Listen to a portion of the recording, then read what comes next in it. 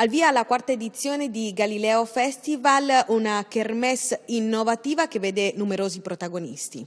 Sì, saranno tantissimi protagonisti che si alterneranno tra il 5 e il 7 maggio, diciamo l'apertura con Derek De Kerchove e poi la chiusura con Beppe Severnini, ma ci saranno Mario Moretti Polegato, ci saranno Vittorino Andreoli, poi diciamo al premio Galileo ci sarà Piero Angela,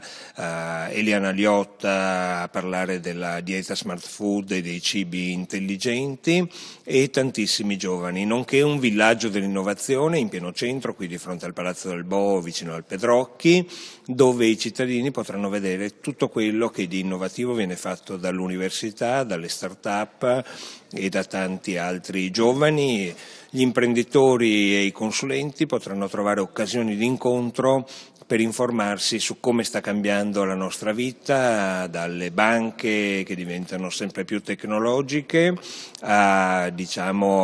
mobilità con le auto come la Tesla, piuttosto che al crowdfunding. Anche i giovani saranno protagonisti. Ma i giovani saranno protagonisti in moltissimi modi,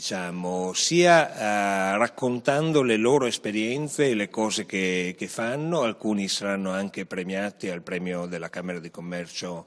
il sabato e racconteranno soprattutto le loro idee e le metteranno a disposizione del mondo delle imprese, perché queste idee si trasformino in imprese, si trasformino in posti di lavoro, si trasformino in opportunità per loro di crescere. Quindi non innovazione come una parola vuota,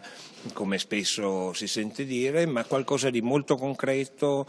che prepara il futuro, e di solito sono i giovani quelli che costruiscono il nostro futuro. Insomma, sono convinto che sia stato un giovane a inventare la ruota molti anni fa.